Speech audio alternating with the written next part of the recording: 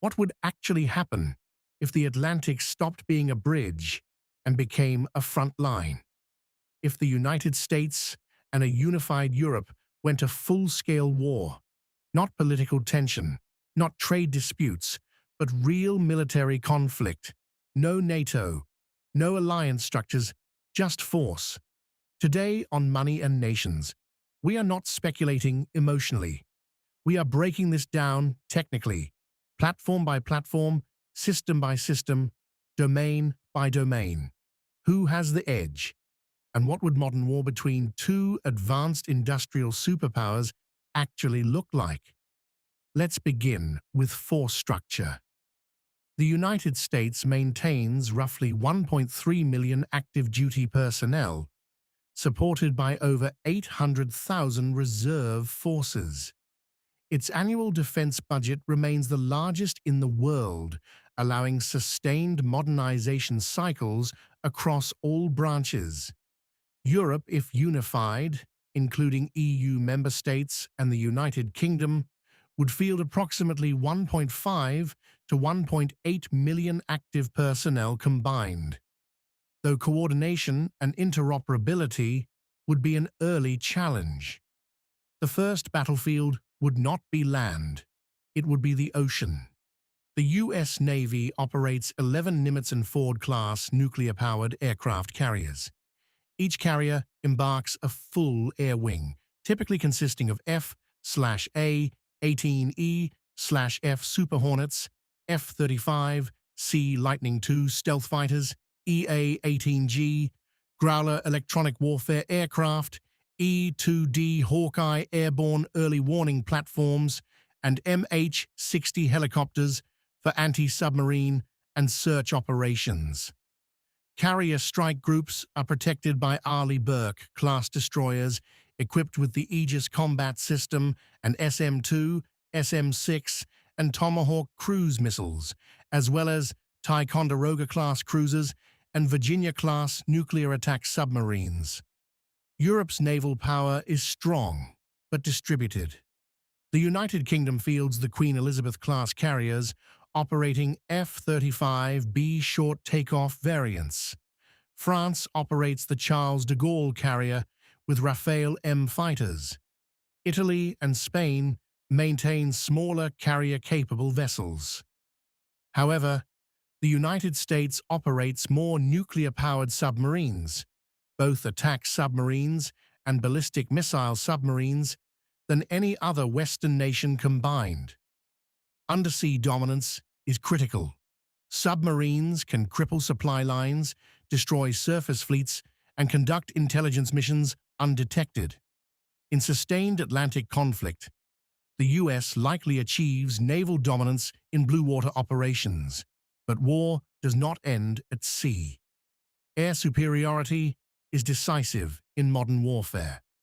The U.S. Air Force fields the F-22 Raptor, still considered one of the most capable air superiority fighters ever built. It combines stealth, supercruise capability, advanced avionics, and beyond visual range missile systems like the AIM-120 AMRAAM. The F-35 Lightning II, in its A, B, and C variants, provides stealth multi-role strike capability with advanced sensor fusion and data-sharing networks.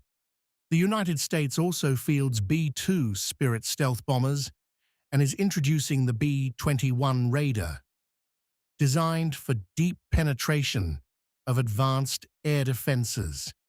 Supporting these aircraft are KC-46 aerial refueling tankers, RC-135 intelligence aircraft, E-3 Sentry AWACS platforms, and advanced satellite reconnaissance systems. Europe fields advanced air assets as well. France's Rafale is a highly capable multi-role fighter with advanced radar and electronic warfare suites. The Eurofighter Typhoon, used by Germany, the UK, Italy, and Spain, is optimized for air superiority but has strong strike capability. Many European nations are integrating F-35 fleets, increasing interoperability and stealth capacity. Ground-based air defense is where Europe becomes formidable. Systems such as the French-Italian SAMP/T, the German IRIS-T SLM, and Patriot systems deployed across multiple countries create layered defense networks. Over European airspace, American aircraft would face dense, integrated air defense systems. Air superiority would not be uncontested. On land, armored warfare becomes relevant.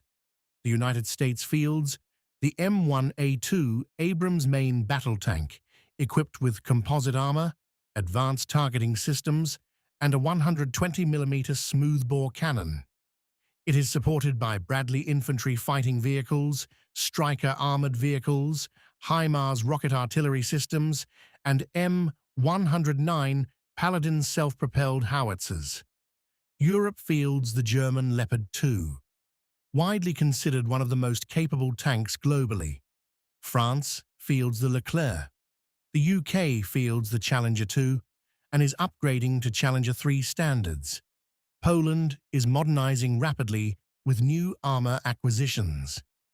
In terms of artillery, European forces possess advanced self-propelled systems such as the PZH-2000, Caesar howitzers, and multiple rocket systems comparable to HIMARS. Urban warfare across European cities would heavily favor defenders. Modern anti-tank guided missiles like the Javelin and NLAW, both widely fielded across Europe, are highly effective against armored vehicles. Now, we enter a new domain: unmanned systems. The United States operates MQ-9 Reaper drones for surveillance and strike roles.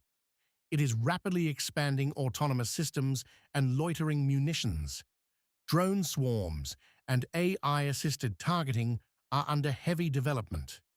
Europe also fields advanced UAV platforms and has significantly increased drone procurement. Loitering munitions, essentially precision-guided explosive drones, have changed modern battlefields. Small quadcopter drones for reconnaissance would saturate the battlefield. Electronic warfare systems would attempt to jam GPS signals and disrupt drone communication. Cyber warfare becomes critical. The United States Cyber Command possesses offensive and defensive capabilities targeting infrastructure, communication networks, and command systems. Europe also maintains sophisticated cyber units across multiple nations. Power grids, financial systems, satellite links all become targets. Then there is space. The United States operates the Space Force, responsible for satellite communications, missile warning systems, and space domain awareness. GPS satellites provide precision navigation for weapons systems. While there are no publicly acknowledged space weapons in the science fiction sense, anti-satellite capabilities do exist among major powers. Disabling satellites could disrupt communications and precision-guided munitions. Europe relies heavily on space-based infrastructure as well, including Galileo navigation satellites. In modern war, destroying or disabling satellites can blind both sides. Now consider the individual soldier. U.S. infantry are equipped with M4 carbines, advanced optics, night vision systems, body armor with ceramic plates, encrypted communication gear, and battlefield management systems. Helmet-mounted displays and integrated sensors are increasingly common. European soldiers are similarly equipped with modern rifles, such as the HK-416, FN SCAR variants, and advanced modular body armor systems. Night vision and thermal imaging are standard in frontline units. Both sides operate precision-guided anti-armor missiles, portable air defense systems, and advanced battlefield communications. This would not be a technologically uneven war. It would be a contest between two highly advanced military ecosystems. But here is the decisive factor: logistics. The United States must project power across the Atlantic. Every tank, missile, fuel shipment, and replacement part must cross thousands of miles of ocean. Europe fights at home. Rail networks, highway systems, shorter supply lines, local manufacturing. Sustained land occupation of Europe by the United States would require overwhelming logistical dominance and secure maritime supply, under constant threat from submarines and missile systems. Now consider nuclear deterrence. The United States maintains Minuteman, 3 ICBMs, Ohio-class ballistic missile submarines, and strategic bombers. France maintains submarine-based nuclear deterrent forces. The UK operates Trident missile systems aboard Vanguard-class submarines. If escalation reaches existential levels, nuclear exchange becomes possible. Even limited nuclear exchange would devastate major cities, financial hubs, and infrastructure. The global economy would collapse within days. So who would win? Technically, the United States holds superiority in naval power, long-range strike, stealth aviation, and global logistics.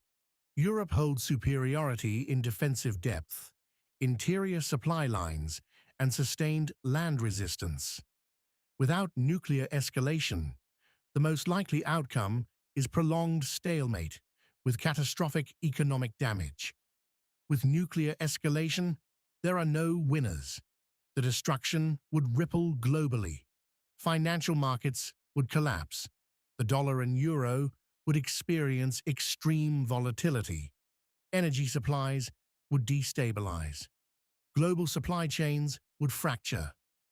And while both sides exhaust themselves, other global powers would expand influence. The true strategic winner may not even be involved in the fighting. This scenario demonstrates something critical. Modern war between advanced industrial powers is not about decisive conquest. It is about mutual damage.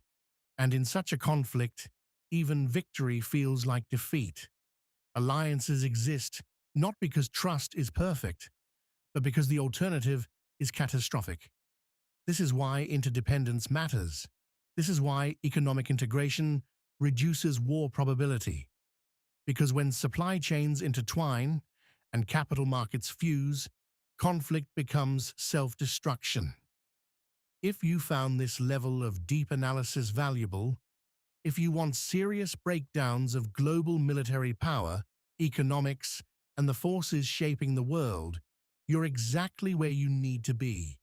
This is Money and Nations, where military capability meets economic consequence, where strategy meets reality. Subscribe to the channel.